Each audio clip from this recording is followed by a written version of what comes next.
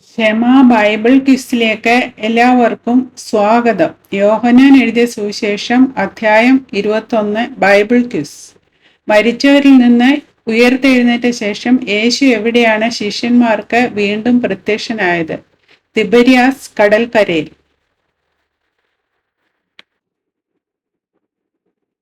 ശിഷ്യന്മാരിൽ ആരൊക്കെയാണ് തിബരിയാസ് കടൽക്കരയിൽ ഒരുമിച്ച് കൂടിയിരുന്നത്? ദിദിമോസ് എന്ന തോമാസും ഗലീലയിലുള്ള കാനായിലെ നഥനയേലും സെബദി മക്കളും അവന്റെ ശിഷ്യന്മാരിൽ വേറെ രണ്ടുപേരും.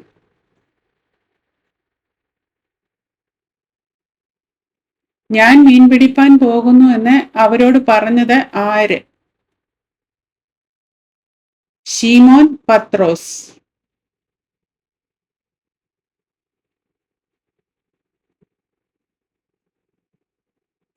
ഗലീലയിലെ ഏത് പട്ടണത്തിൽ നിന്നുള്ളയാളാണ് നഥനയേൽ?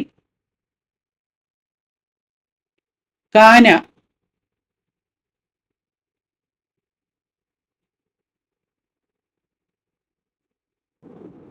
പത്രോസിനോടൊപ്പം മീൻ പിടിക്കാൻ ഞങ്ങളും പോരുന്നു എന്ന് പറഞ്ഞ് മറ്റ് ശിഷ്യന്മാർ പുറപ്പെട്ട് എന്തു ചെയ്തു?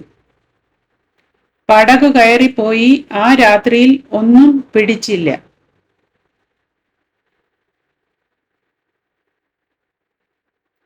പുലർച്ചെ ആയപ്പോൾ കരയിൽ നിന്നിരുന്നത് ആരായിരുന്നു?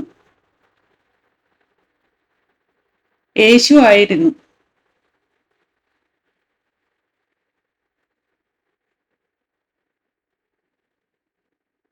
കരയിൽ നിന്ന് യേശു ശിഷ്യന്മാരോട് ചോദിച്ച ചോദ്യം എന്ത്?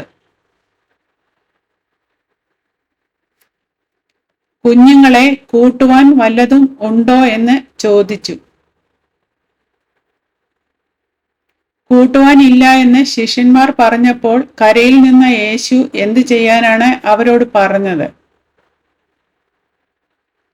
പടകിന്റെ വലതുഭാഗത്ത് വല വീശുവിൻ, എന്നാൽ നിങ്ങൾക്ക് കിട്ടും. യേശുവിന്റെ നിർദ്ദേശപ്രകാരം ശിഷ്യന്മാർ വള്ളത്തിന്റെ വലതുവശത്ത് വീശിയപ്പോൾ എന്ത് സംഭവിച്ചു? മീനിന്റെ പെരുപ്പം ഹേതുവായി അത് വലിപ്പാൻ കഴിഞ്ഞില്ല. ഇത് കർത്താവാകുന്നു എന്ന് പത്രോസിനോട് പറഞ്ഞതാര്? യേശു സ്നേഹിച്ച ശിഷ്യൻ.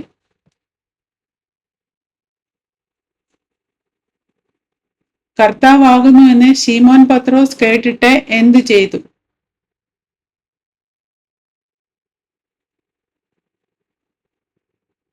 താൻ നഗ്നനാകയാൽ അങ്കി അരയിൽ ചുറ്റി കടലിൽ ചാടി. ശീമോൻ പത്രോസ് ഒഴികെയുള്ള ശിഷ്യന്മാർ കരയിൽ നിന്ന് എത്ര ദൂരത്തല്ലായിരുന്നു? ഏകദേശം 200 മുഴത്തിൽ അധികം ദൂരത്തല്ലായിരുന്നു. കർത്താവാകുന്നു എന്ന് ശീമോൻ പത്രോസ് കേട്ടിട്ട് അങ്കി അരയിൽ ചുറ്റി കടലിൽ ചാടി. എന്നാൽ ശേഷം ശിഷ്യന്മാർ എന്തു ചെയ്തു? മീൻ നിറഞ്ഞ വല ഇഴച്ചും കൊണ്ട് ചെറിയ പടകിൽ വന്നു. ശിഷ്യന്മാർ മീൻ നിറഞ്ഞ വല ഇഴച്ചും കൊണ്ട് ചെറിയ പടകിൽ വന്ന് കരയ്ക്ക് ഇറങ്ങിയപ്പോൾ കണ്ടതെന്ത്? തീക്കനലും അതിന്മേൽ മീൻ വെച്ചിരിക്കുന്നതും അപ്പവും കണ്ടു. കരയിലെത്തിയപ്പോൾ യേശു ശിഷ്യന്മാരോട് എന്താണ് പറഞ്ഞത്? ഇപ്പോൾ പിടിച്ച മീൻ ചിലത് കൊണ്ടുവരുവീൻ എന്നു പറഞ്ഞു. ശേഷം ശിഷ്യന്മാർ മീൻ നിറഞ്ഞ വല ഇഴച്ചും കൊണ്ട് ചെറിയ പടകിൽ വന്നപ്പോൾ ശീമോൻ പത്രോസ് കയറി എന്തു ചെയ്തു? 153 വലിയ മീൻ നിറഞ്ഞ വല കരയ്ക്ക് വലിച്ച് കെട്ടി.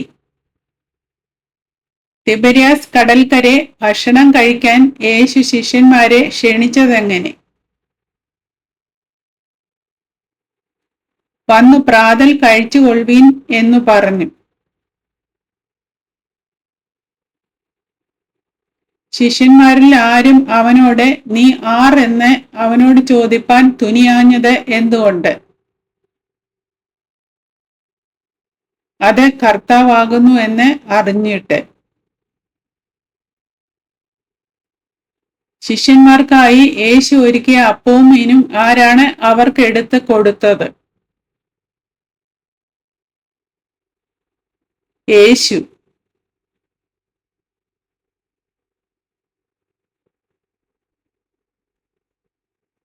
മരിച്ചവരിൽ നിന്ന് ഉയർത്തെഴുന്നേറ്റ ശേഷം എത്രാം പ്രാവശ്യമാണ് യേശു തിബര്യാസ് കടൽക്കരയിൽ തന്റെ ശിഷ്യന്മാർക്ക് പ്രത്യക്ഷനായത്? 3-ാം പ്രാവശ്യം.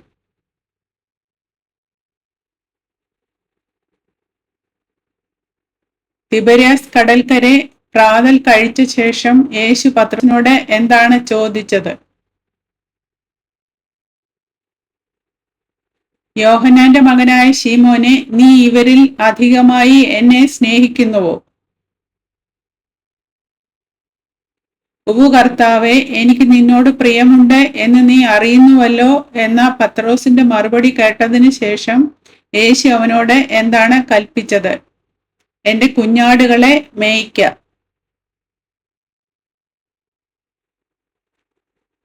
യോഹന്നാന്റെ മകനായ ശീമോനെ, നീ എന്നെ സ്നേഹിക്കുന്നുവോ എന്ന് യേശു രണ്ടാമതും പത്രോസിനോട് ചോദിച്ചപ്പോൾ പത്രോസ് എങ്ങനെയാണ് മറുപടി പറഞ്ഞത്?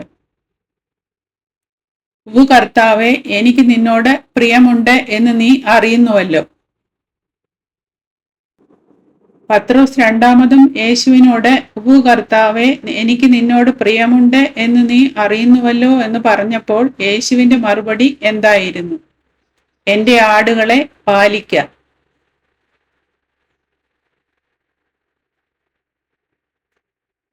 യേശു മൂന്നാമതും പത്രോസിനോട് ചോദിച്ചതെന്ത്?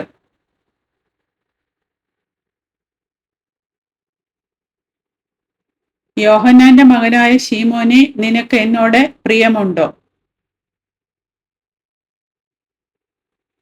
യോഹന്നാന്റെ മകനായ ശീമോനെ, നിനക്ക് എന്നോട് പ്രിയമുണ്ടോ എന്ന് യേശു മൂന്നാമതും ചോദിക്കയാൽ പത്രോസിന് എന്തു തോന്നി? പത്രോസ് ദുഃഖിച്ചു.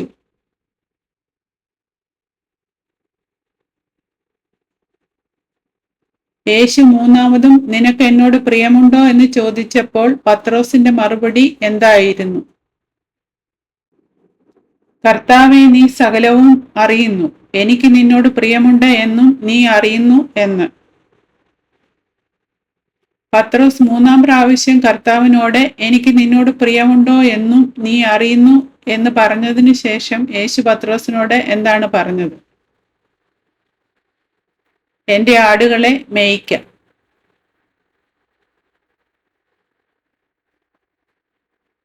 പത്രോസ് യൗവനക്കാരനായിരുന്നപ്പോൾ എന്തു ചെയ്തു എന്നാണ് യേശു പറഞ്ഞത്?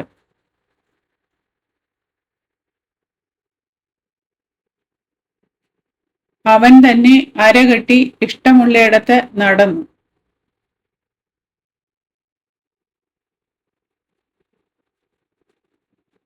പത്രോസിന് വയസ്സായ ശേഷം എന്ത് സംഭവിക്കുമെന്ന് യേശു പറഞ്ഞു?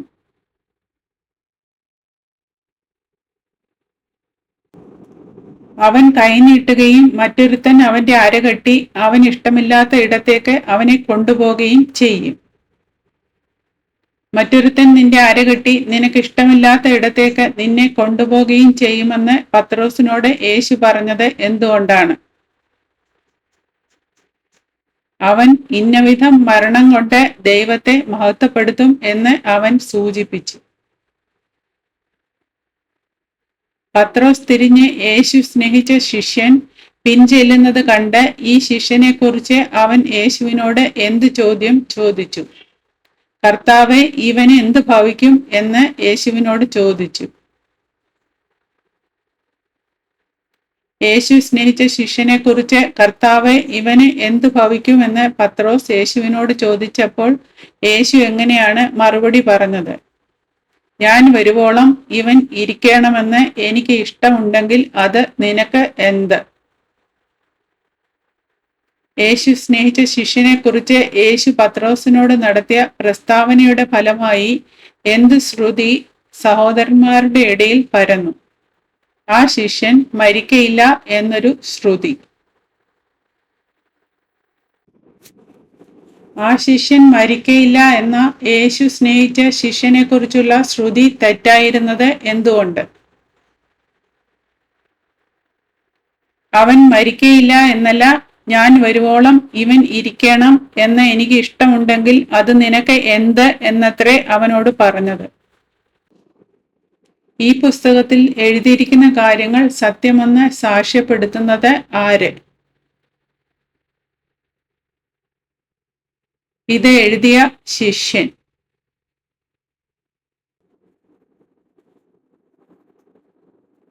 യേശു ചെയ്തത് മറ്റു പലതും ഉണ്ട്. അത് ഓരോന്നായി എഴുതിയാൽ എഴുതിയ പുസ്തകങ്ങൾ ലോകത്തിൽ തന്നെയും ഒതുങ്ങുകയില്ല എന്ന് പറഞ്ഞിരിക്കുന്നത് ഏത് വാക്യത്തിലാണ്? യോഹന്നാൻ 21 അധ്യായം 25 വാക്യം. ദൈവം എല്ലാവരെയും അനുഗ്രഹിക്കട്ടെ.